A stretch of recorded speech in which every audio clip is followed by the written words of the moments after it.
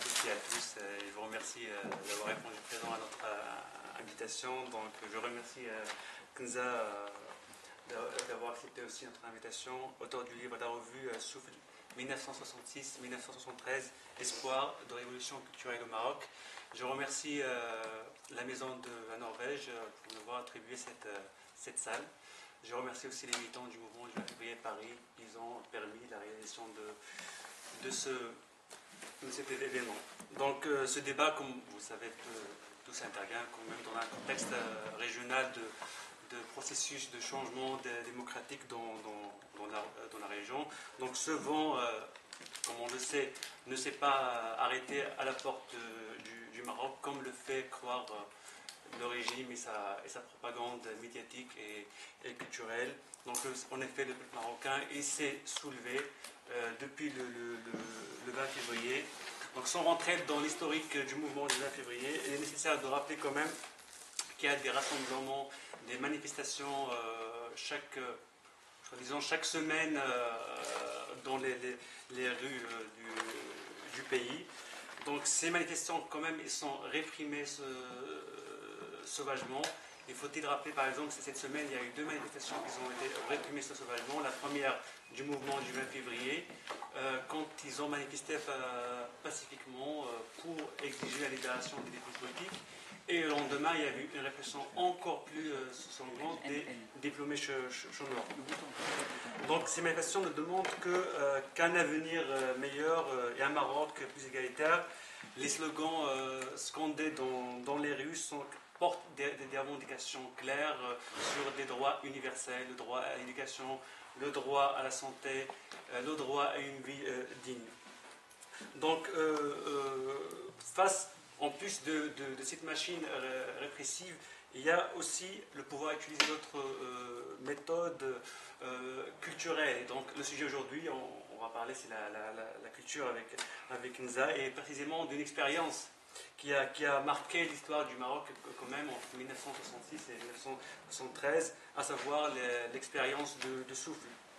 Donc, juste un petit rappel, cette expérience fut initiée en 1966 par des jeunes intellectuels ambitieux qui prenaient une autre culture contestataire et rêvaient d'un Maroc meilleur, un Maroc plus égalitaire. Au moment où le pays était submergé par l'injustice et des crises sociales sous la dictature d'Hassan II. Donc la revue s'attaquait à des questions diverses, notamment l'art, la littérature, la politique, l'histoire, mais aussi des problèmes liés à la culture et à la décolonisation culturelle.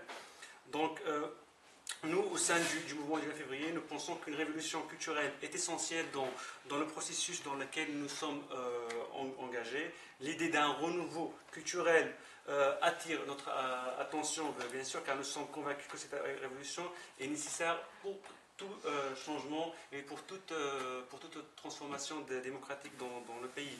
Donc nous, pour reprendre les paroles d'Abdel Laoui, qui est le fondateur de la revue Souffle, il précise que nous œuvrons pour la levée de ces restrictions et cette répression morale et physique sur la culture au Maroc. Donc cela nous permettra bien sûr d'avancer dans ce projet et pousser le débat collectif afin de développer nos réflexions et de faire des initiatives concrètes dans ce sens. Et je vais terminer par une phrase de Abdel Laoui qui dit « N'est-il pas légitime de rêver d'un printemps marocain de la culture ?» Donc, partant de ce principe, nous allons discuter avec Nza qui va nous parler plus de cette expérience grâce à son travail de recherche très approfondi par rapport à cette expérience très marquante de l'histoire moderne de notre pays. Donc, merci beaucoup.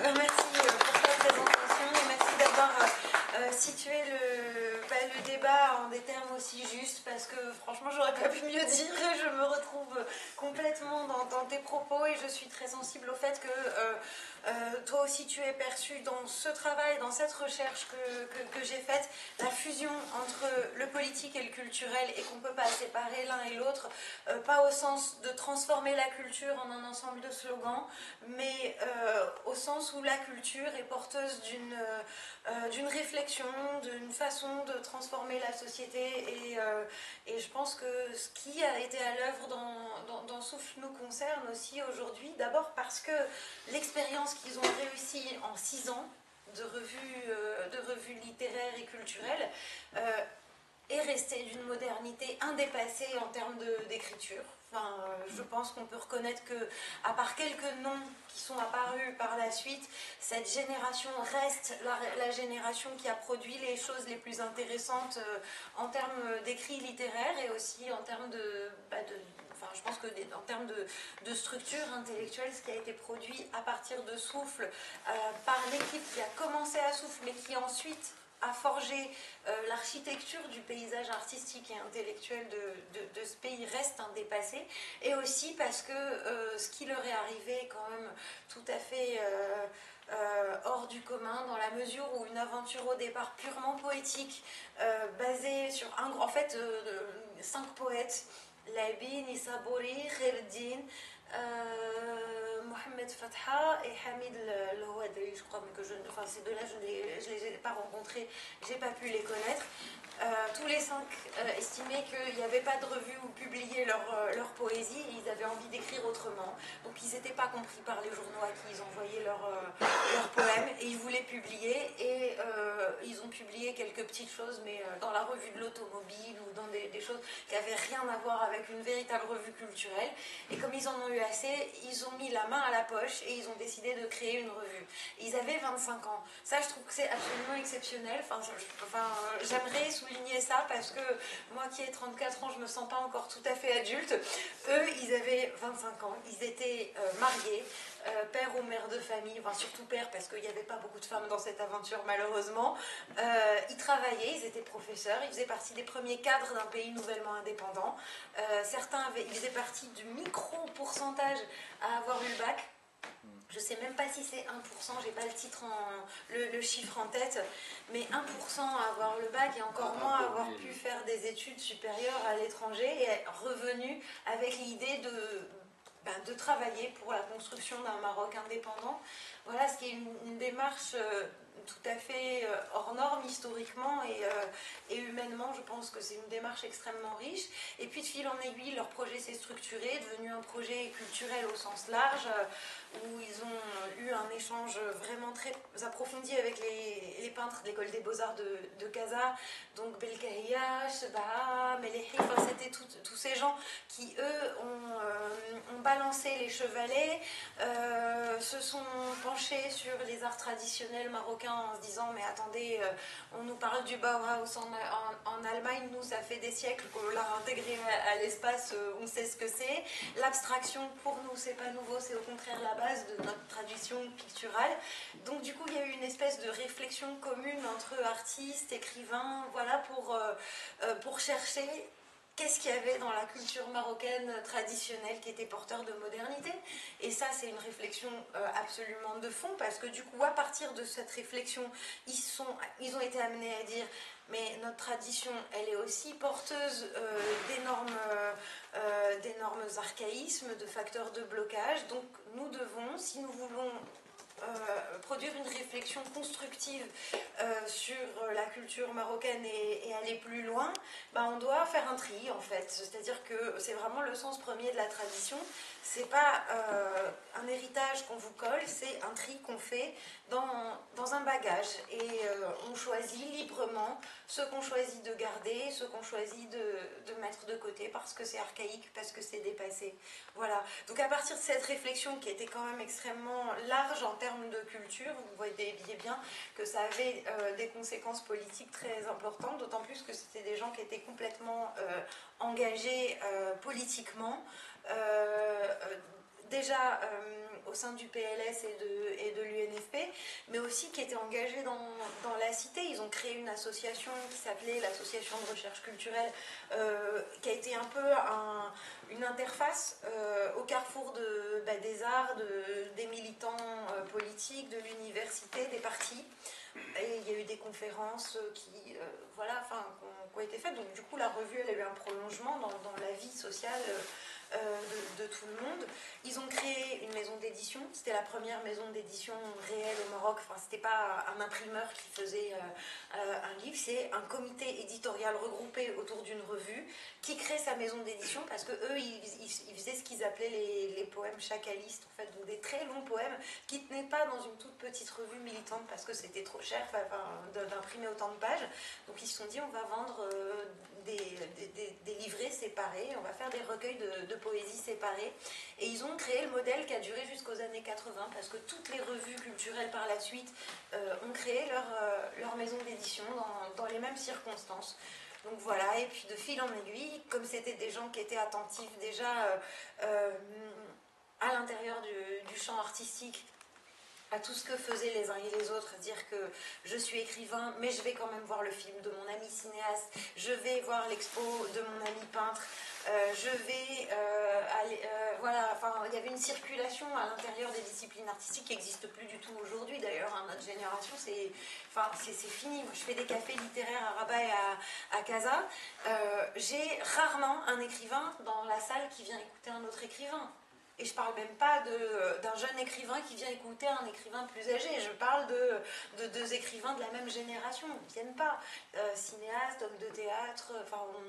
C'est malheureux, mais c'est une perte énorme parce que du coup, cette fréquentation, c'était tous des amis, mais c'était les idées qui circulaient. C'était des occasions de débats assez festifs apparemment, parce que c'était tous des amis, des gens qui avaient un grand respect les uns pour les autres. Voilà quoi. Et puis c'était des gens qui étaient aussi très attentifs à ce qui se passait à leur époque en termes d'idées. Ils étaient attentifs à mai 68, ils ont été attentifs, ils ont vécu comme un traumatisme la guerre de juin 67, la défaite en Palestine. Il y avait aussi la révolution culturelle chinoise, rien que pour vous brosser à très grands traits, très grossièrement un peu les enjeux internationaux.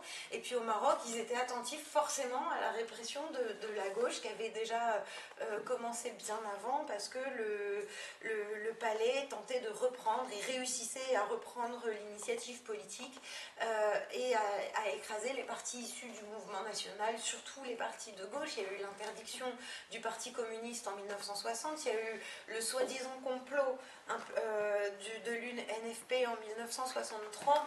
Donc il y a eu une histoire de répression puis qui a culminé quand même avec mars 65, la répression des étudiants à Casablanca, octobre 65, l'assassinat de Mehdi Ben Barka, l'état d'exception qui a été décrété la même année et qui a duré 6 ans. Donc ils étaient en plein cœur d'une dictature et peut-être que la culture a été aussi l'occasion de formuler par un biais indirect des questions qui étaient profondément politiques et qui ont posé d'emblée la question du pluralisme de la culture marocaine, dire le statut, ça n'a jamais été posé en termes ethniques, par exemple pour la culture amazigh ça a été posé en termes sociaux, mais ça a été une des revues qui a ouvert la voie à la reconnaissance quand même de la culture amazigh qui ne l'a pas occultée. Voilà. Il y a eu aussi Abraham Serfati qui malheureusement n'est plus avec nous et qui avait parlé de l'héritage juif en disant il faut faire la différence entre le judaïsme et le sionisme, et son texte aujourd'hui qui a été publié en 69 est complètement d'actualité. Je ne vois pas quelle virgule il y aurait à changer dans ce texte tellement il est d'une grande lucidité quoi. Donc il y a eu tout cet environnement qui a fait qu'à un moment les gens ont décidé d'aller plus loin, du moins une partie de l'équipe a décidé d'aller plus loin en termes d'engagement politique et de s'engager dans le mouvement marxiste-léninisme dont ils ont été les fondateurs en prenant des distances les uns par rapport au PLS, les autres par rapport à l'UNFP. Et ils ont créé donc les organisations A et B, qui sont appelées comme ça pendant un premier temps, parce qu'ils avaient le désir de créer une unique organisation. Et il y a eu des pourparlers, ils ont essayé de s'entendre, ça n'a pas marché. Ce qui fait que chacun des mouvements a pris un nom distinct. Donc il y a eu ILM d'un côté et 23 mars voilà de l'autre. Donc voilà pour un peu ce qui a été la revue au Maroc. Ils avaient à ce moment-là lancé une revue en arabe qui s'appelait Enfes, qui était mensuelle, qui était tirée à 5000 exemplaires et qui a eu beaucoup plus d'écho que Souffle en français, parce que Souffle en français touchait un petit monde d'intellectuels, d'artistes, tandis que Enfes a touché beaucoup plus l'université, qui était l'UNEM, voilà, la plateforme des étudiants voilà, marxistes-léninistes qui étaient à l'université à ce moment-là, donc qui se sont vachement reconnus dans la revue, qui ont participé à l'élaboration en fait Enfes a été la plateforme commune aux organisations A et B, qui a contribué à essayer de poser les bases d'une union. Il y a eu des débats, voilà, et puis bon, il se trouve que les arrestations sont intervenues.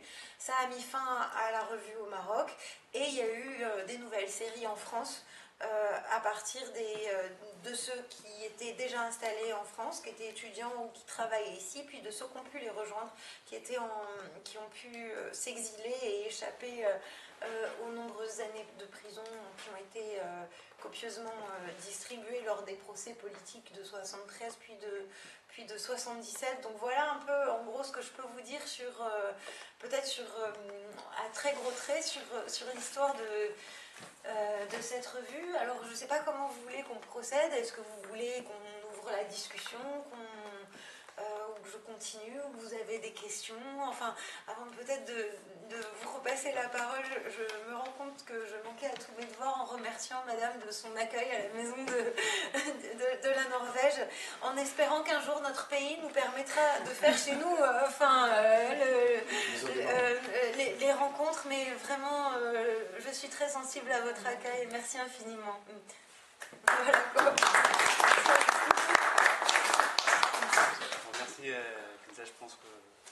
Ce qui est intéressant, c'est de nous parler un petit peu de votre travail de recherche, c'est-à-dire comment vous avez procédé pour construire votre thèse. Comment j'ai recherché voilà, alors déjà, j'ai ramassé tous les numéros. Et ma grande chance, ça a été qu'il y avait des professeurs aux États-Unis, à New York et à Seattle, qui avaient numérisé la revue, qui avaient rencontré Lévy à la fin des années 90 dans un colloque sur la littérature francophone du Maghreb. Et ils étaient allés le voir en lui disant: dis donc, cette revue, elle est importante, mais elle est introuvable. Nous, on a un budget, on a une équipe, on peut numériser ce travail, et il l'avait fait. Donc ça m'a permis d'avoir accès à la totalité des numéros en français. Ensuite, je suis allée chercher Enfes dans les bibliothèques au Maroc. Alors mon premier réflexe, ça a été d'aller à la Bibliothèque Générale de Rabat.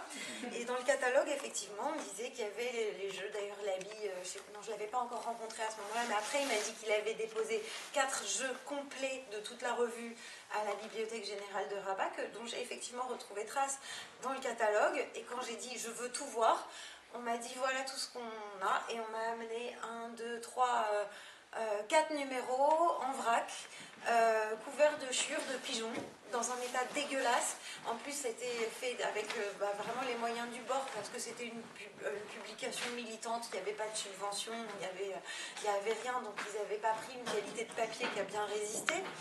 Et plus vous mettez ça sous une fenêtre avec des pigeons, ça n'arrange pas l'état voilà, donc c'est pas dans ces conditions qu'on peut faire un travail correct. En plus, il y avait un numéro qui manquait parce qu'il avait été saisi, donc ça, il a fallu que ensuite je voie Lévy pour qu'il me le donne. Et pour tout ce qui était numéro publié en France, j'ai demandé la copie à la BNF, et donc la Bibliothèque nationale de France, voilà. Et par contre, il manquait un dernier numéro, et là je suis vraiment dégoûtée parce qu'on vient de me l'amener, ce dernier numéro, après la publication du livre. Et alors moi j'ai mis Souffle 1973 1966-1973, parce que c'est effectivement la date du dernier numéro que j'ai eu, et on m'a ramené le truc avril 74, donc moi je sais pas maintenant, voilà, je sais pas pourquoi il n'avait pas été déposé à la Bibliothèque nationale, est-ce que, enfin, pour quelle raison le dépôt légal c'est pas fait, enfin bon, voilà, il y a eu un numéro effectivement qui m'a échappé, quoi, voilà, c'est les hasards de la recherche. C'est ça, voilà. Voilà, mais alors corrigé, quoi, voilà. Et augmenté, comme on dit dans ce genre de situation. Et sinon, comme il n'y avait pas grand-chose qui était publié sur Souffle, en fait, il y avait la thèse d'Abdelrahman Senkoul. Alors lui, il avait fait sa thèse dans les années 80, il l'avait soutenue à Marseille, et il l'avait soutenue à la fois dans l'idée d'exprimer une solidarité à Labi qui était pendant toutes ces années-là en prison, et qui est sorti en 1980. Donc lui, il avait fait un travail, mais vraiment d'histoire littéraire, quoi, en se focalisant sur la partie culturelle de la revue, et en mettant un peu de côté les numéros qui s'étaient politisés plus ouvertement. C'est-à-dire il les resitue, il raconte l'évolution, mais il ne s'attarde pas du tout sur ces numéros-là. Il s'intéresse vraiment à ce qu'a été de l'ordre de la modernité intellectuelle et artistique. Donc, voilà. Et donc du coup j'ai décidé d'aller à la rencontre des auteurs. J'ai commencé par faire une liste, donc voilà pour la méthode, et au fur et à mesure j'ai essayé de rencontrer les gens qui correspondaient à toutes ces signatures, quel que soit le domaine, hein, que ce soit des écrivains, des cinéastes, des artistes peintres, des militants politiques. Pour les militants, j'ai eu beaucoup plus de mal parce que je me suis rendu compte à un moment qu'il y avait tout un noyau de noms. J'ai retourné Google dans toutes les langues, je n'ai rien trouvé. Qu'est-ce que c'est que ça? Et c'est Mustapha Bouaziz, donc, qui est historien et un ancien de 23 mars, qui m'a dit mais c'était des pseudos parce qu'à un moment le mouvement était dans la clandestinité. Alors quand vous avez le nez dans la recherche, vous ne vous rendez pas compte, ça vous paraît une évidence après, mais c'est juste que quand on n'a rien trouvé, on peut admettre l'idée que ça soit des pseudos, mais on n'a pas au départ, quoi. Enfin, donc ça a été un grand soulagement pour moi de me dire que c'était normal que je n'ai rien trouvé pour ces gens, et donc Mustapha Bouaziz m'a permis de retrouver les gens qui se retrouvaient, qui s'étaient abrités derrière un pseudo pour diverses raisons. Pour certains, c'était parce que leur fonction ne correspondait pas. Par exemple, Jamal Belkhdar avait des fonctions à la tête de l'Institut médico-légal. Donc c'était lui l'expert dans toutes les affaires d'empoisonnement au Maroc, en fait. Donc il ne pouvait pas à la fois écrire des articles incendiaires sur la nation arabe et avoir respecté son devoir de réserve tel que lui imposait sa fonction. À l'époque, très peu avaient conscience qu'en s'engageant dans un mouvement plus radical, peu avaient conscience du danger, en fait. C'est Jocelyne Labi, la femme de Labi, qui raconte, enfin, j'ai trouvé ça très touchant, son témoignage, que au pire, il pensait que la revue pouvait être interdite. Ils étaient à 100 lieues d'imaginer que les flics pouvaient débarquer au petit matin, emmener les gens et les mettre dans des centres de torture, quoi. C'était pas, ils n'imaginaient pas ça.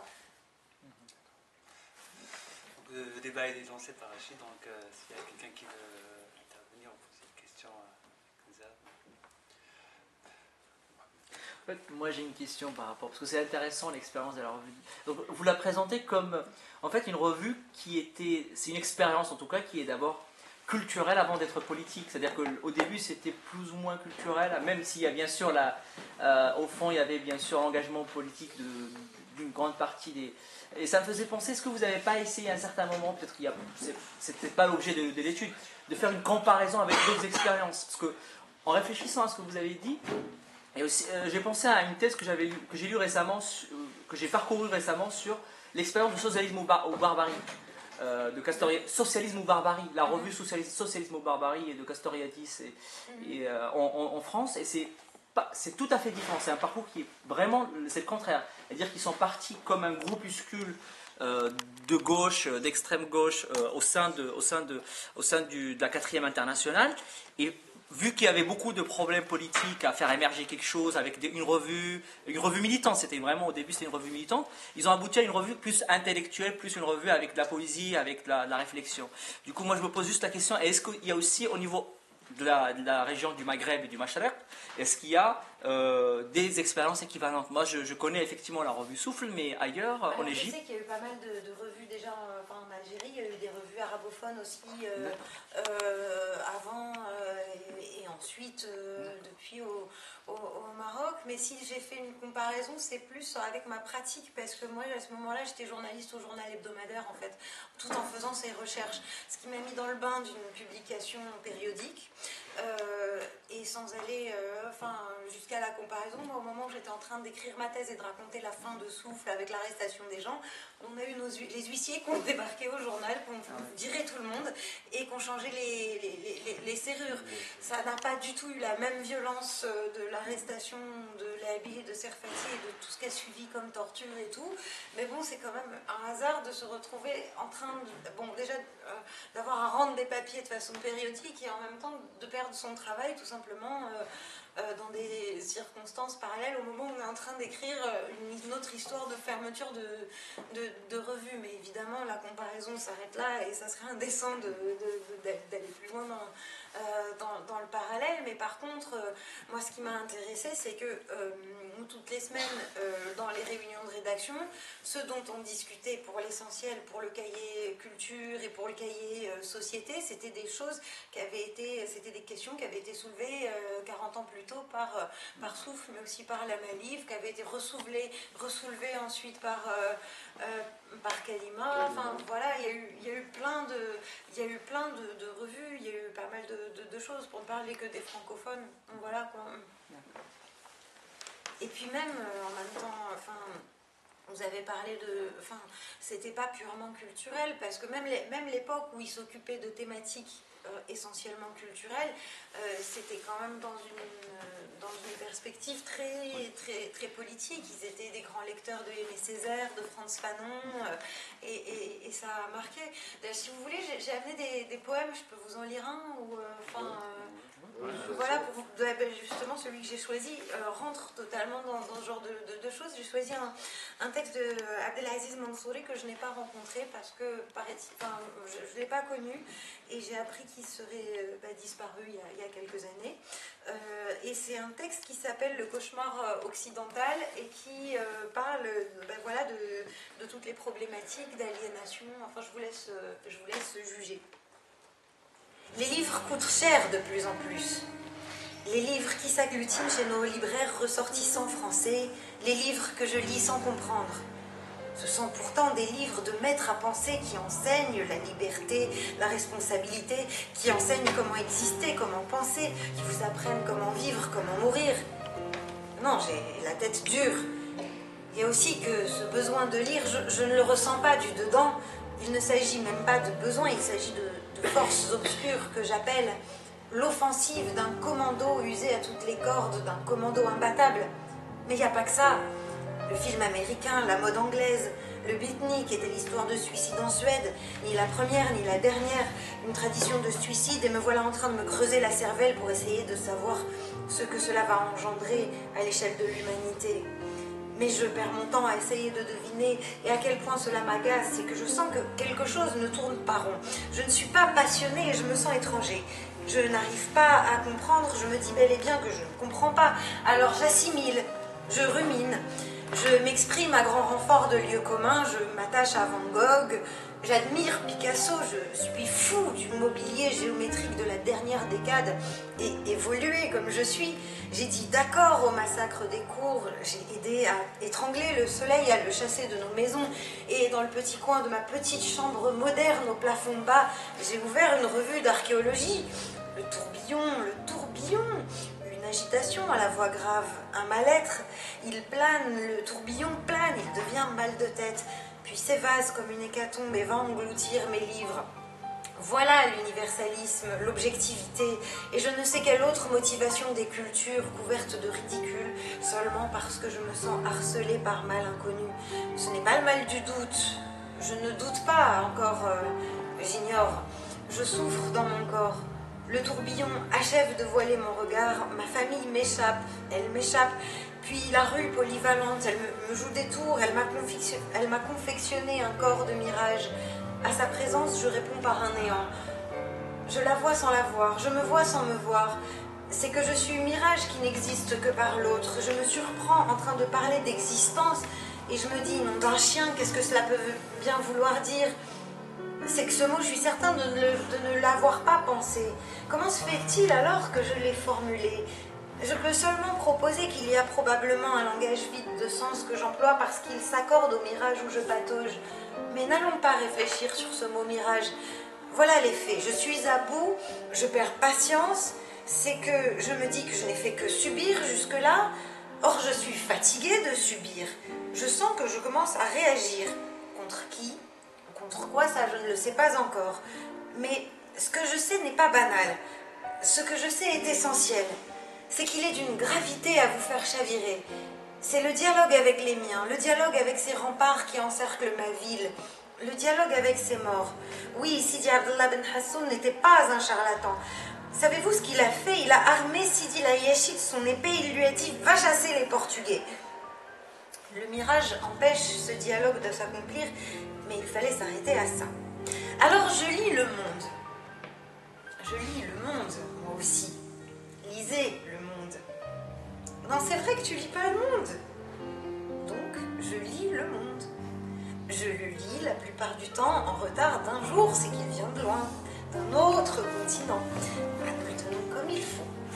Nous le promenons dans nos avenues et sur les terrasses de nos cafés, nous le déployons en sirotant un petit crème. Bon, c'est parti, il reste à prendre mon courage à deux mains pour venir à bout de l'article. Pour venir à bout, comprendre, c'est autre chose. Et ce que je comprends, c'est que ça va mal entre la France et l'Amérique. Mais je suis heureux d'avoir accompli ce devoir, car c'est un devoir. Tout comme lire L'étranger de Camus est un devoir. Non mais c'est vrai, vous n'avez pas lu Ulysse. C'est un devoir. Je vous dis de lire Le Procès et Les Mouches et Madame Bovary. Sans ça, vous serez taxé d'ignorant. Me dites-vous, Pharaon, des parents pauvres, vous aurez tout le temps. Méfiez-vous tout de même, mais de Fanon, il a vu trop de malades. Mais bon, voilà, les questions africaines, le Biafra et le malaise s'emparent de moi. Un malaise comme pas un qui vous frustre, qui vous déporte loin de cette paix benoîte. Vous vous sentez observé comme un fugitif hors de vous-même. C'est que l'enveloppe de votre corps a cassé, vous abandonnant à un sentiment de culpabilité qui vous travaille comme l'érosion travaille la terre. Et c'est un malaise dont vous vous passerez volontiers parce qu'il vous trouble, dérange vos habitudes. C'est un casse-tête en vérité dont vous n'avez pas besoin. Voyez comment vous tournez en rond. C'est que vous n'êtes pas satisfait de vos déductions. Elles ne donnent pas un seul argument sérieux. Il y a là quelque chose de grave, de très grave. Vous n'arrivez pas à le saisir. Vous sentez seulement sa présence. Et quelle présence! Le Biafra s'apparente dans votre esprit à un fleuve de sang, à côté des cimetières d'éléphants. Le Biafra est venu creuser un cimetière beaucoup plus grand, vaste, vaste. Tout un territoire Dieu lumineux, de dents blanches, de vigueur anéantie. Vous n'êtes pas troublé, mais désemparé. Vous n'êtes pas horrifié, mais désemparé. Vous n'êtes pas épouvanté, mais désemparé. C'est un cafard qui vous hante, c'est un mauvais insecte. C'est que du Biafra, vous ne possédez qu'une image floue. Vous ne savez pas ce que c'est. Vous savez peut-être ce que c'est, mais ça ne vous épouvante pas. C'est parce que vous n'êtes pas vous-même. Vous êtes une caverne, vous êtes un mur délabré, vous êtes un méandre miné, vous êtes une leucémie. Et puis soudain, vous bondissez de votre séisme. Cette fois, vous n'êtes pas désemparé. C'est que dans nos radios à l'heure du journal parlé, les télégrammes de courtoisie passent en priorité. Les nouvelles des militants africains viennent en dernier lieu. Le speaker les formule avec détachement, comme le commentateur d'un mauvais film. Mystère que tout cela. Mystère, mystère. Mais vous commencez à vous douter de la présence de quelque chose qui vit à vos dépens comme une sangsue et conditionne votre comportement. C'est le cordon ombilical qui vous lie à l'Occident accompli. Habilitez cet Occident accompli à choisir nos amis et nos valeurs, à nous habiller et à penser pour nous. Non, nous montagnes me font réfléchir. Il neige d'une autre façon sur le haut d'Atlas et l'on continue patiemment à y produire la déesse mère. Le berbère y est droit et adroit, une droiture légendaire, une droiture faite chair, une chair qui colle à l'os, mais l'os est racé, l'œil est formidable. L'œil hautain du Berka, l'œil sagace du Kharraz, l'œil dressé au mépris des Arabes fourbes et impuissants. Surgit une rue moins marécageuse, la ville m'apparaît frelatée, elle couve un chancre terrible qui a fini par l'avoir. Il l'a découpée comme un bon boucher découpe la viande. Bidonville, Médina, ville moderne, puis il est sorti dans la rue comme un blasphème. C'est ce qui explique pourquoi en Afrique nous avons vécu si longtemps sous la brume londonienne.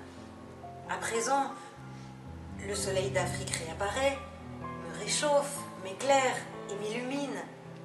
Je suis donc africain. Je veux au moins l'être. Et je sais qu'il est difficile de devenir africain.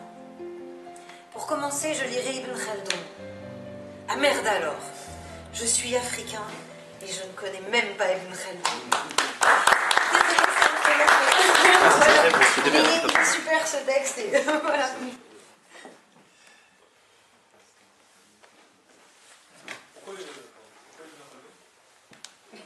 Faut lui demander.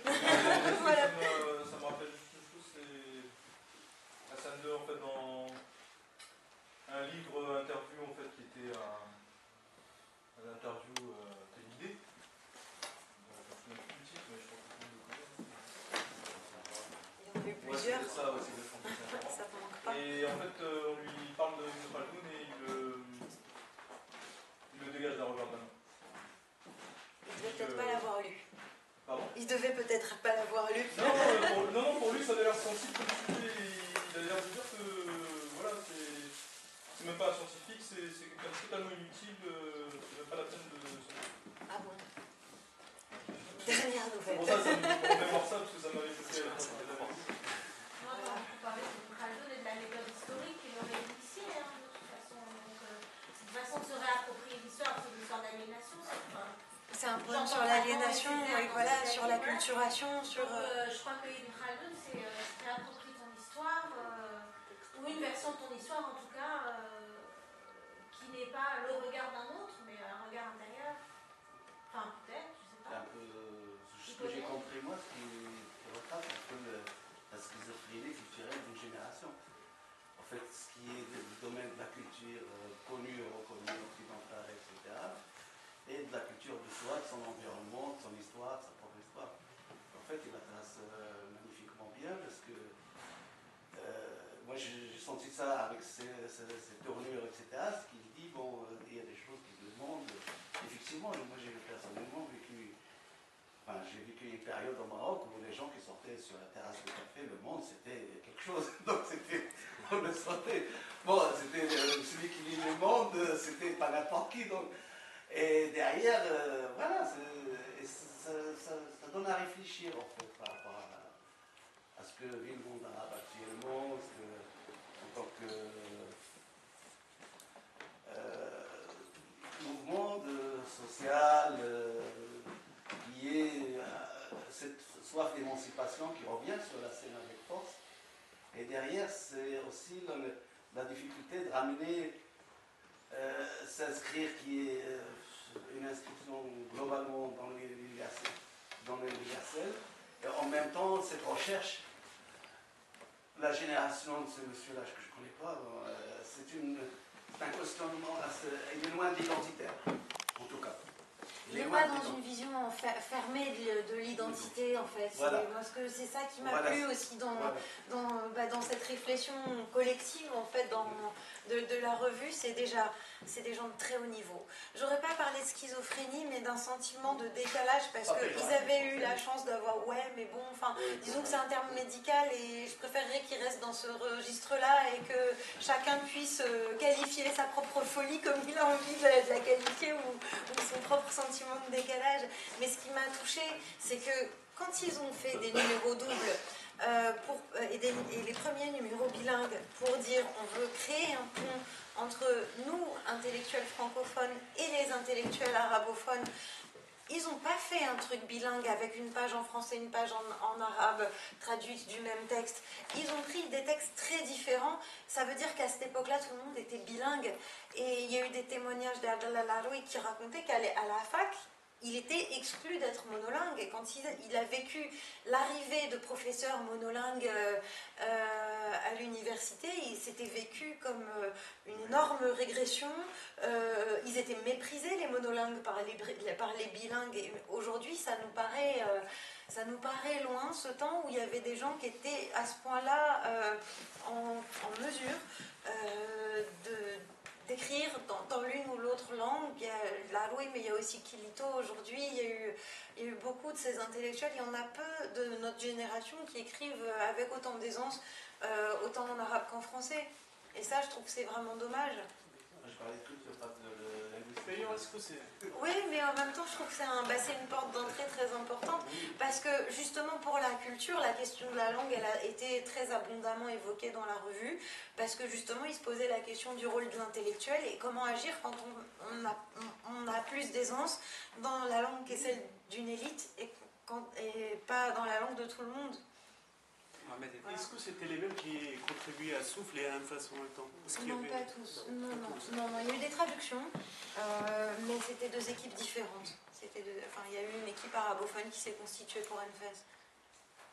Par exemple, vous connaissez les noms? Alors, Hamid Amin, bien sûr. Qui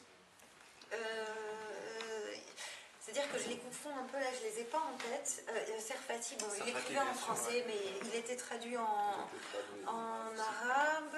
Il y avait Berdouzi, Mohamed Berdouzi, qui ensuite a eu des fonctions. Qui d'autre? Étant donné... Enfin, ça me revient pas. Je vous enverrai la liste. Je Si cette question parce que j'ai pensé par exemple au texte que vous avez lu, s'inscrivait dans une modernité liée à l'Occident, enfin de la modernité, peut-être du théâtre de l'absurde, si je ne me trompe pas. Je me pose la question sur la version arabe de l'Anfas, est-ce que ça s'inscrivait vraiment dans une modernité, dans le sens où il y avait une rupture avec la tradition? En termes, en fait, Anfas, c'était surtout des textes d'analyse économique et idéologique et politique. Donc il n'y a pas eu beaucoup de création, il n'y a pas eu de création littéraire publiée dans Anfas. Il y a eu des études sur des textes ou des personnages qui rejoignaient un peu les recherches, mais c'est resté marginal. Dire autant la maquette, disons, la revue en français, après le tournant de la politisation, ils ont continué quand même à maintenir une démarche culturelle, à publier des poèmes, à publier des études sur le cinéma ou sur la poésie. Mais Anfas, ça a été vraiment beaucoup plus politique en fait, donc pas vraiment, très peu de création.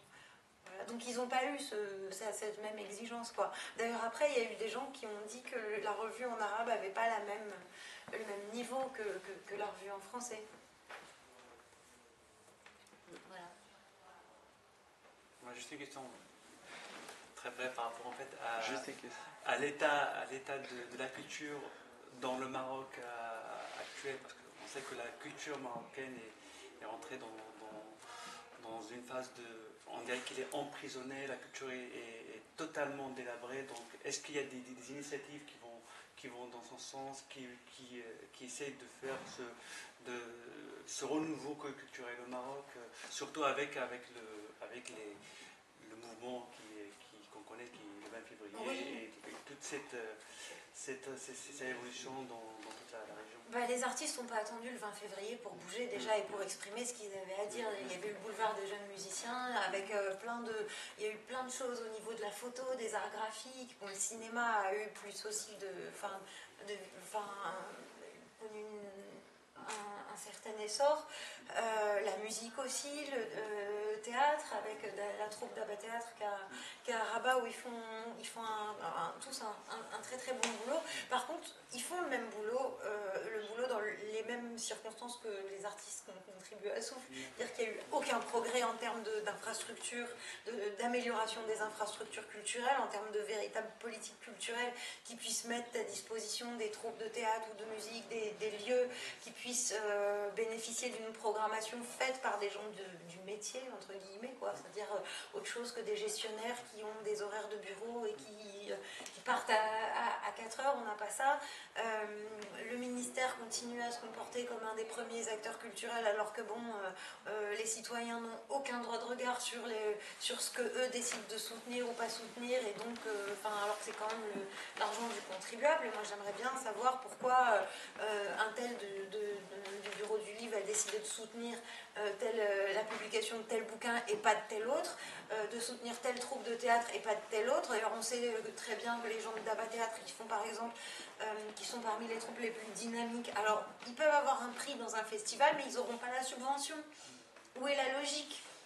Où la logique elle est très évidente, c'est que un travail subversif ne recevra pas de financement public. Et puis en termes de législation, il y a eu très peu de choses pour améliorer la situation des artistes. Alors il y a une carte d'artiste, mais maintenant à chaque fois qu'un artiste est malade, on peut être sûr que ces derniers moments vont être pris en charge par la famille royale qui va faire abondamment sa communication là-dessus, alors que quand même des gens qui ont donné du plaisir à des milliers de spectateurs pendant 40 ans, si c'est pas indécent quand même de les laisser presque dans la mendicité, alors qu'ils ont droit à quand même une retraite ou des revenus liés au travail qu'ils ont fait, à leur carrière, quoi. On est encore très loin. Je ne vous parle pas de la question des droits d'auteur. Moi, c'est une question que je vais vous poser. C'est par rapport au mouvement fin février là, et le mouvement Amazir. Parce que les deux, ils subissent quand même des répressions de la part des Mrzim. Dernièrement, par exemple, la semaine dernière, les mouvements Amazir qui voulaient, avec des drapeaux Amazir à Mawazine, ils étaient tabassés, ils leur ont saisi les drapeaux et tout ça. Ils les ont conduits 15 militants Amazir au commissariat de Salé. Donc ils les ont gardés jusqu'à la fin de la soirée, quoi. Donc j'aimerais savoir ce qu'il y a comme passerelle entre les deux mouvements, parce qu'ils subissent les deux la répression. Il faut rappeler que le 3 février 2013, Tawada à Agadir et à Hosseimez étaient interdites. Donc ici le rabat était autorisé. Et puis donc ce mouvement aussi, il subit la répression. Donc le combat du mouvement Amazir est aussi légitime, puisque le système, pour garder cette exception marocaine en 2011, il a introduit l'officialisation de la langue Amazir dans la Constitution, et en même temps, on ne lui donne pas les moyens de la sortir de... Et je vous dirais, pour le mouvement des femmes, c'est pareil. Non. Pour les droits d'auteur, c'est pareil. Voilà, quoi. Disons qu'on ne manque pas d'occasion d'établir des... Il faudrait qu'on arrive à établir le mouvement syndical, on ne le voit pas beaucoup. Alors que pourtant, c'est quand même la problématique majeure dans ce pays où tu as autant d'informels, de secteurs informels. Il faut organiser le droit du travail, l'accès à une protection sociale pour tout le monde. Disons que c'est autant de chantiers qui sont tous aussi légitimes les uns que les autres et qui mériteraient de se regrouper pour unir leurs solidarité, forces, une action commune qui va dans le même sens, quoi. Parce que l'on est éparpillé, donc quand les femmes ils manifestent, les autres ils ne bougent pas. Et quand c'est les Amazirs qui bougent, les autres non plus ne bougent pas. Donc pourquoi ne pas créer une dynamique nationale qui englobe tous ces mouvements-là? À faire, ouais, il faut ouvrir des plateformes. Il y avait Kenza aussi. C'est une question sur le mouvement Amazir qui m'a fait penser à ça. Il y a une chose qui est incroyablement moderne aussi, c'est qu'au moment où on est dans plein panarabisme, machin, etc., on est. Voilà. Enfin bon, il y a 67 qui a quand même une raclée au truc, mais il se revendique d'un héritage africain et c'est très touchant, je trouve. Surtout au regard de la situation d'aujourd'hui. C'est-à-dire qu'ils ont bénéficié quand même d'une circonstance exceptionnelle, c'est qu'apparemment dans les années 60, Rabat, il y avait un centre qui était ouvert au mouvement de décolonisation dans plusieurs pays d'Afrique noire. Donc du coup, les militants étaient là et ils ont eu un échange qui a permis aux gens de faire connaissance donc il y avait cette ouverture-là qui n'existe plus aujourd'hui. Et quand vous voyez le racisme qu'il y a dans la société marocaine, je pense qu'on aurait beaucoup à apprendre d'une période comme ça pour peut-être remonter un peu le niveau. Et, en fait, moi je reviens toujours à la question de que vous êtes chercheuse, vous avez fait, en fait votre livre est à la base un travail de thèse. Et en fait, ma question est la suivante, à savoir c'est quoi la motivation profonde qui vous a motivé, qui vous a poussé pour travailler sur un tel sujet. Est-ce que vous vous mettez en rapport cette réalité-là des années 70, des années 60-70, et la réalité d'aujourd'hui, où vous êtes militante, c'est quoi qui vous a poussé en fait, c'était quoi l'étincelle qui vous a Moi, mise sur ça a été la liberté de ton qu'il y avait dans cette revue. Le plaisir à lire des textes comme ça, où il y a une ironie, où il y a une intelligence, où c'est des pépites, quoi. Ça va très vite, c'est très stimulant, quoi. Enfin, quand on voit l'ensemble de la presse au Maroc aujourd'hui, voilà, on va rester poli avec les confrères, mais enfin bon, quand même, quoi. Enfin, je veux dire, il y a des fois où on se dit, mais pourquoi j'ai acheté ça? C'est bon, on a besoin de s'informer, certes, mais bon, là, il y avait quand même un niveau d'analyse. Bon, c'était pas une revue d'information, mais il y avait quand même. Enfin, on y trouve énormément d'informations. Et donc, ça a été ça aussi, ça a été ça ma motivation. Était déjà de me faire plaisir en travaillant sur un corpus qui m'a intéressée et en ayant la chance de rencontrer des gens qui étaient absolument passionnants, passionnants et généreux, et qui étaient en demande aussi de partager cette histoire, de la transmettre aussi, parce que visiblement il n'y a pas suffisamment de lieux de courroie de transmission entre les générations, notamment dans les milieux artistiques. Voilà, donc j'ai rencontré des gens qui étaient vraiment désireux de passer cette expérience aux nouvelles générations, quoi.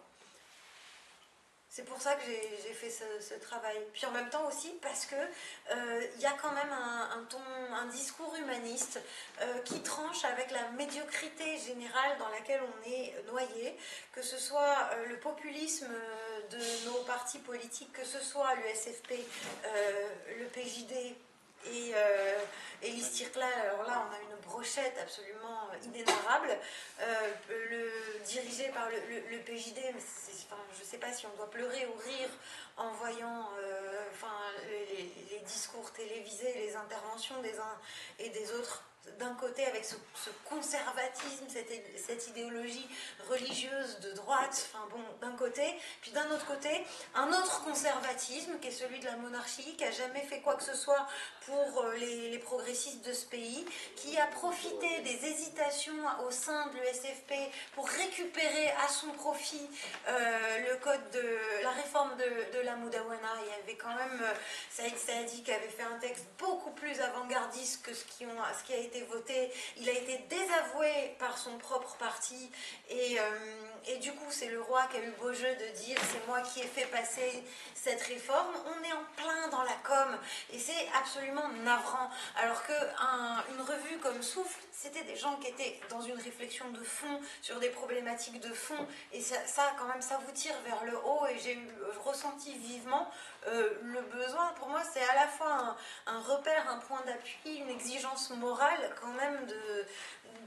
me dire, dans mon métier de journaliste, j'ai eu la chance d'être formée quelque part, d'aller à cette école-là, de ces gens, et je me dois de maintenir ce niveau d'exigence, parce que, voilà, par respect déjà pour les gens. Voilà.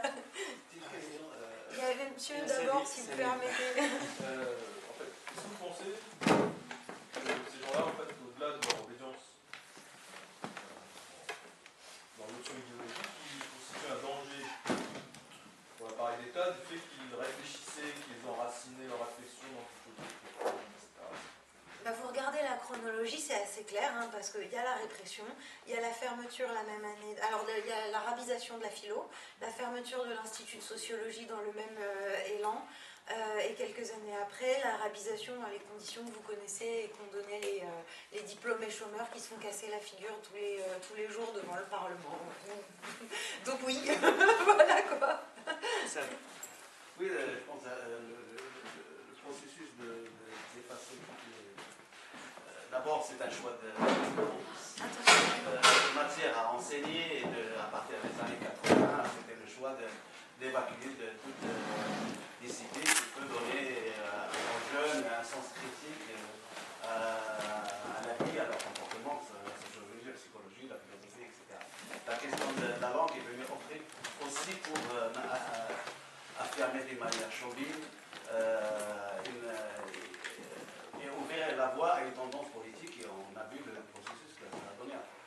Moi, j'ai entendu, je vous ai entendu dire, en fait, mon cheminement, c'était de me réapproprier cette culture, cet apport de cette génération.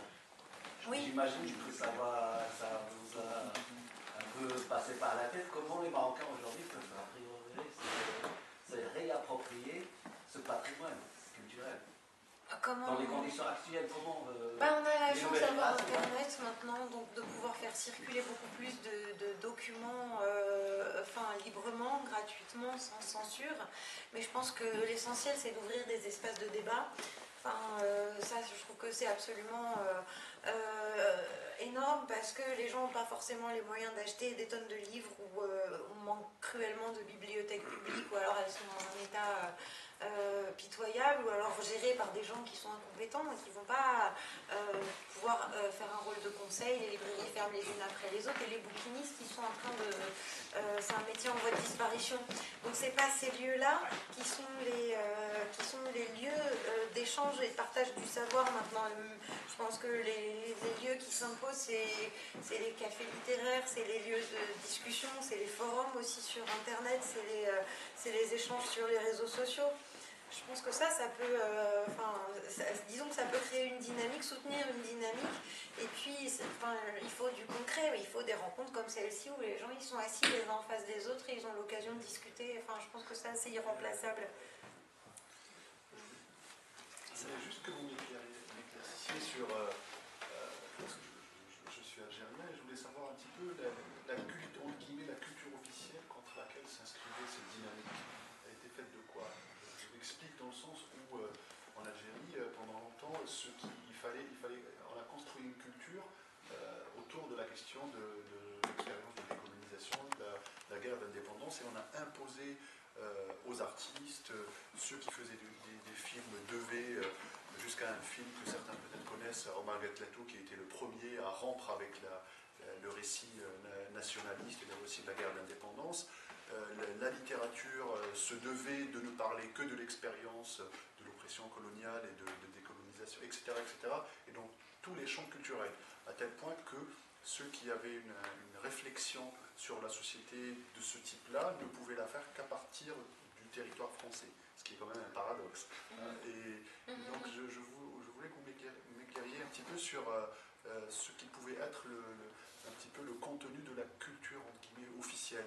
Qu'est-ce qu'on vendait? On vendait du folklore, on vendait les louanges de la monarchie et du...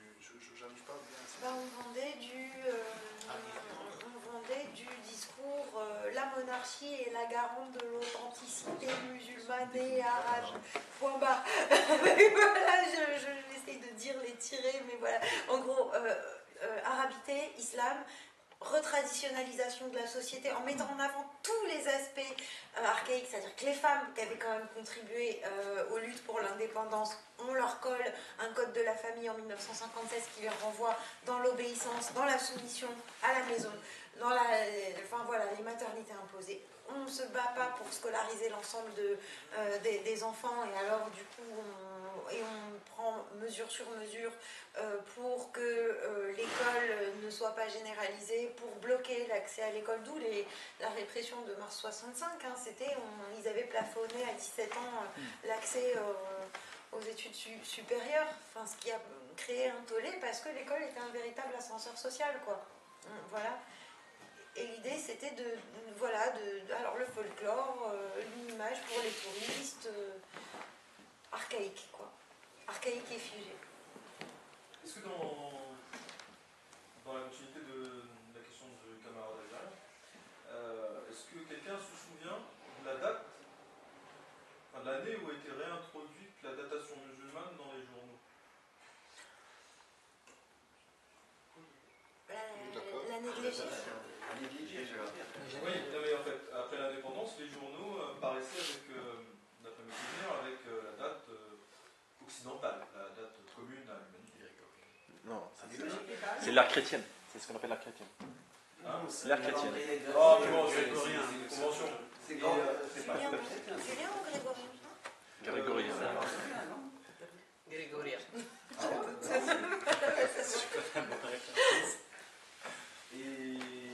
Et à un moment donné, en fait, a priori, d'après mes souvenirs aussi,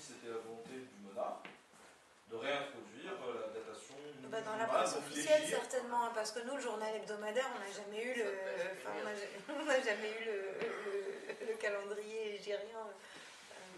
Non, on était bien. Pas obligatoire. Ça n'a jamais été une obligation. Je veux juste poser une petite question. Comment peut-on expliquer cette différence de thématique traitée par Souffle et Elfaz? Par exemple, vous m'avez dit que Souffle s'intéresse plus, je ne sais pas exclusivement en tout cas, peut-être à la littérature, alors que Elfaz c'était plus l'économie et politique. Parce qu'il y a une question qui me revient, qu'en littérature, la question de la modernité n'a jamais été traitée au Maroc. Autant dans l'Orient arabe, la revue Cher, par exemple, où cette question a été posée et traitée, et qu'aujourd'hui il y a une création littéraire et poétique qui découle un peu de ça, et qu'au Maroc, soit on a une création en français qui est liée à cette modernité occidentale, en arabe, c'est jamais peut-être même pas posé cette question. Si, enfin, il faut regarder les numéros doubles. Alors regardez les numéros doubles, là vous allez trouver des choses. Enfin, parce que c'est quand même, ils ont publié qui? Ils ont publié Zefzef, ils ont publié Mohamed Balada, c'était tous des gens qui avaient quand même une réflexion sur leur usage de la langue, sur... voilà. Il y a eu quand même peut-être... ça n'a pas été aussi poussé que dans des revues arabophones, mais parce que c'était une revue principalement francophone, Souffle. Mais je pense que cette question-là a été posée par la suite, ou en même temps dans d'autres tribunes. Moi, je crois aussi que c'est une question de... Enfin, au Maroc, la question du rapport à la tradition. J'ai jamais eu l'occasion de voir quelque chose, justement, c'est pour ça que je pose cette question par rapport à cette expérience. Est-ce qu'il y a eu des réflexions là-dessus ou pas?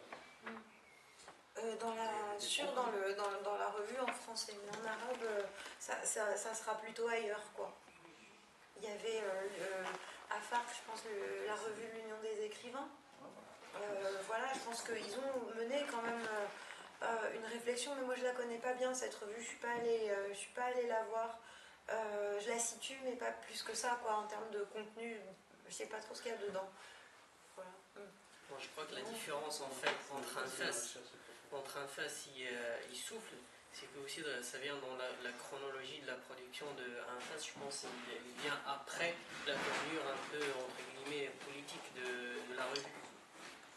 Après même souffle, après la tournure un peu politique, après quand il y a un sympathie qui est venu à la revue, quand plus en fait souffle a tenu un temps politique critique vis-à-vis de la monarchie Hassan II. Et c'est par la suite qu'on a publié Anfas, et donc logiquement, Anfas était plus concentré sur tout ce qui est critique économique, politique, de l'enseignement, de tout ce qui est, voilà, tout ce qui va, c'est ce qui explique. Et même par la suite, Souffle, il s'est éloigné de tout ce qui est, il s'est éloigné même des auteurs, les auteurs de départ qui étaient en fait, qui n'ont pas accepté ce tournant. Qui ont pris des distances vis-à-vis de la tournure un peu qui est... Il y en a qui sont allés créer Intégral parce que justement ils voulaient rester dans la ligne initiale et que ça les intéressait pas du tout de suivre ce tournant politique, et puis surtout que ça a changé complètement de mode de fonctionnement, parce qu'au début c'était des gens, ils connaissaient des poètes, ils connaissaient des peintres, ils ramenaient les textes des uns et des autres, mais donc du coup il y a eu quelque chose de très ouvert, tandis que quand ils ont commencé à travailler en organisation, là c'était plus par cooptation, parce qu'ils commençaient à penser à la clandestinité et tout. C'est parce que je parle avec les mains que vous rigolez. Il a signé des trucs en fait. Par rapport à la réalité de moi, j'ai regardé ça pour le éclairer parce qu'il fait partie de Anan. Non, mais c'était exactement la réponse de Mohamed. Pour moi, c'est l'évolution qui a donné qu'il y a des politiques qui ont intégré Anfas plutôt que Souffle. Et donc, c'est devenu un petit peu, entre guillemets, porte-parole de ces organisations A et B. Donc, c'est devenu trop politisé. Donc, Moi, j'ai une question, c'est par rapport au projet de création d'association, je ne sais pas comment il s'appelle, l'association culture. Ouais, c'est ça. Et du coup, est-ce que vous avez eu des témoignages sur ce projet? Parce que j'ai lu la plaquette qui était disponible, je pense, dans un des numéros sur le site du site américain. Il y avait aussi le projet. C'était Jusqu'à aujourd'hui, on n'a pas encore ça. C'est ambitieux comme projet. Est-ce qu'il y a eu des tentatives? Est-ce que c'était lié au ciné-club? Est-ce que qui existait à l'époque? Est-ce qu'il Ils y a m'ont eu... surtout parlé de quelques conférences, mais apparemment, l'utilité de l'association, c'est que ça a permis de faire rencontrer les politiques et les intellectuels et les artistes, en fait. Ok. Mais ils n'ont pas eu beaucoup de réalisations, pas plus que ça. Voilà. Le programme, il reste encore à faire, quoi. Ouais, ben nous, on s'y est mis, enfin, parce que moi, ça fait. Enfin, bon, c'est pas pour dire que je me dis complètement dans cette lignée, mais parce qu'effectivement, c'est un programme qui est complètement d'actualité. Et moi, j'ai créé avec des amis il y a 2 ans et demi une association qui s'appelle Racine. On est le chapitre national du réseau Arterial Network qui regroupe 40 pays d'Afrique avec l'idée de faire du plaidoyer pour des politiques culturelles. Donc on est sur une petite partie de ce programme et on organise des rencontres. Donc voilà, et puis je pense que si je fais lire à tous les amis de Racine le programme de l'ARC, je pense qu'il y a de fortes chances qu'ils se reconnaissent dans cette volonté de dire on ne veut pas laisser passer les discours réactionnaires ou les discours néocolonialistes. On essaye d'affirmer quelque chose, de valeurs progressistes, de structurer. Voilà. On est loin du travail, mais... Pardon ? Ben, il est publié au Maroc. Je tenais absolument à le publier au Maroc pour qu'il soit accessible, voilà quoi. Je l'ai acheté au Maroc d'ailleurs, je ne sais pas s'il est distribué ici en français. Oui, c'est l'oiseau indigo qui s'occupe de... J'ai une question toute bête, mais parce que... c'est jamais bête, hein. Ah si, moi c'est en général, c'est très bête, mais... c'est une émission chez vous, c'est en principe. On est souvent dans la problématique de l'accès à la culture pour le plus grand nombre, et du problème de la diffusion justement de la culture marocaine, surtout si c'est une culture alternative comme celle-là, etc. Et ma question c'est un outil très simple qui est Wikipédia. Comment ça se fait que personne s'en empare? Parce qu'en général, on trouve les articles qui concernent le Maroc. Alors j'ai trouvé une contributrice qui a l'air de se donner du mal, notamment, il y en a plusieurs, mais j'en ai repéré une notamment qui a l'air de se donner du mal, et elle est French in Morocco. Alors j'ai discuté un peu avec elle, etc. C'est une femme, c'est une Française, qui vit au Maroc. C'est une Française qui implémente les articles Wikipédia sur l'histoire du Maroc, la culture du Maroc, etc.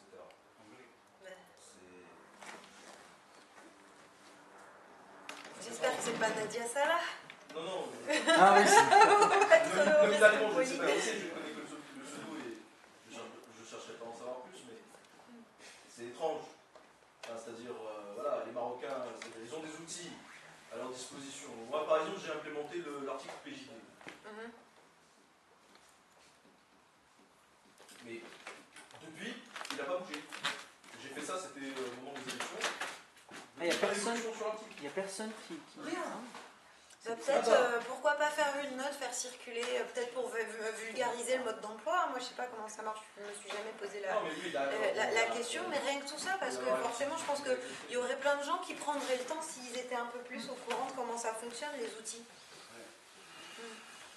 Enfin, voilà, moi, je veux bien débiter ma thèse en morceaux pour... Non, mais voilà, ma question précise était, est-ce que par exemple, il y a un article, je n'en sais rien, sur la revue en question? Est-ce qu'il y a un article sur...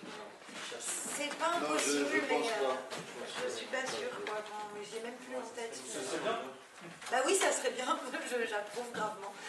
Voilà, quoi. Il y a un article sur votre livre, un long article qui a été publié dans une revue d'historiens arabophones, d'Al-Kitab ou quelque chose du genre. Ribat el-Koussouf. Ribat el-Koussouf, voilà. Ouais. Ça résume un peu la thèse, il me semble. Oui, C'était en parce français. que, en fait, moi j'avais un des animateurs de cette revue a été un de mes profs, et donc je lui avais fait une note sur, je lui avais fait un article en fait pour présenter mon travail, enfin au niveau de la thèse en fait. Donc ça date d'il y a 2 ans quand j'ai soutenu en 2010, et il a dû le traduire ou alors. Non, il est resté en français. Ah oui, ben voilà, moi j'ai écrit en français en fait. Voilà, j'ai écrit surtout en français, enfin que en français d'ailleurs. Bon, ça n'a plus de questions. question. Je ne sais pas si en France, on peut terminer la discussion Avec autour plaisir. d'un Merci, de toute manière, autour d'un Merci verre, à vous. mais je pense qu'on a encore jusqu'à minuit. Hein. oui, on va pas Je suis à votre disposition. En tout cas, je tiens à remercier Kenza à nouveau. Pour nous, c'est quand même. Merci à vous. Merci. J'ai une précision, c'est que ce soir c'est la nuit de la littérature à Saint-Germain-des-Prés. Il y a plein de cafés, de librairies et d'hôtels où il y a des continues, quoi. On a besoin de ce mouvement. Il est vital pour nous. Il est vital parce qu'il a soulevé une énergie absolument considérable. Il ne faut surtout pas que ça s'essouffle. Il ne faut surtout pas renoncer. Il ne faut pas s'enfermer. Il faut peut-être voir comment relancer le mouvement, le structurer pour qu'il arrive à un stade de force de proposition. Voilà, et puis surtout qu'il se clarifie pour centraliser. Enfin, moi, je suis une fidèle du mouvement du février tant qu'il reste à gauche et tant que son programme de gauche est laïque et clair, parce que je ne peux pas m'impliquer autrement. Voilà, c'est un choix évidemment qui est personnel, qui n'engage que moi. Donc je vous dis voilà dans quelle mesure moi je suis attachée à ce mouvement. Et c'est-à-dire si on fait un rapport, un lien entre en fait, le contenu de la revue Souffle, les thématiques générales dont il traitait, et le mouvement du février, qu'est-ce que vous nous conseillez, nous, en tant que membre C'est-à-dire, qu'est-ce que... 5 heures Non, c'est-à-dire, en gros, par rapport à la question de la culture, en fait, par rapport... Justement, parce que nous, notre activité, en fait, effectivement, ce qui serait intéressant, c'est de travailler effectivement sur la thématique de la culture. C'est-à-dire, comment peut-on espérer une émancipation culturelle, c'est-à-dire à travers abattre en fait les frontières, les enchaînements qu'on a dans on a l'esprit, comment peut-on, en s'inspirant des travaux de ces gens-là qui ont publié dans la revue. Aller les raconter, aller les faire passer à des gens, aller ouvrir des cafés littéraires. Dans chaque café de ce pays, c'est pas ce qui manque, les cafés. Donc aller réunir des groupes, créer des bibliothèques de quartier, veiller à ce que chaque école ait une bibliothèque, amener des gens pour discuter, rapprocher les intellectuels des gens, les obliger à parler à un langage accessible, ce qui n'est pas le cas de tous. Je pense à beaucoup de professeurs universitaires qui se barricadent derrière un langage académique extrêmement pointu et qui intimide beaucoup les gens et qui freine la diffusion et le partage des idées et la discussion libre. Proposer des livres à lire, à discuter, ou parfois sans livre, mais avec livre c'est mieux parce que ça fait quand même monter le niveau. Voilà, s'arranger pour ne pas laisser baisser le niveau d'exigence, etc., parce que voilà, mais disons que c'est une exigence citoyenne, hein. Je pense que n'importe qui peut prendre quelques heures de son temps pour faire bénévolement une rencontre de ce type, ne serait-ce qu'une fois par mois. Et si tous les gens qui avaient au moins le bac dans ce pays pouvaient faire ça, déjà ça résorberait l'analphabétisme, ça résorberait aussi des visions tronquées de ce que c'est la culture et ne serait-ce que par des mots simples faire passer des messages, quoi. Oui, alors la dernière question. Moi je ne peux pas presser. Hein, non, mais c'est vrai, attends, parce que c'est important. En fait, c'est une question très fondamentale, à savoir, parce que sur la question de la démobilisation, c'est-à-dire en fait, qui est constatée chez les Marocains et bien sûr chez les autres, chez les Algériens, les Tunisiens, etc. La démobilisation, pourquoi pour vous, en fait, est-ce que vous avez une réponse à cela? À la démobilisation, moi, quand je vois le février, il a mobilisé les gens, hein, peut-être pas assez, peut-être qu'il n'a pas suffisamment. Non, aujourd'hui, on parle d'aujourd'hui. Aussi parce que, pour rester sur juste le 20 février, peut-être qu'il y a un besoin de clarification du message, des valeurs portées par le mouvement, qui mobiliserait plus si c'était clarifié, il me semble. Et puis, il y a un effort à faire au niveau du collectif. Je pense que la grande réussite de Souffle, c'est qu'elle a rassemblé une génération. On a besoin aussi de rassembler, pas seulement une génération, mais aussi de tisser des liens avec les générations d'avant, d'après,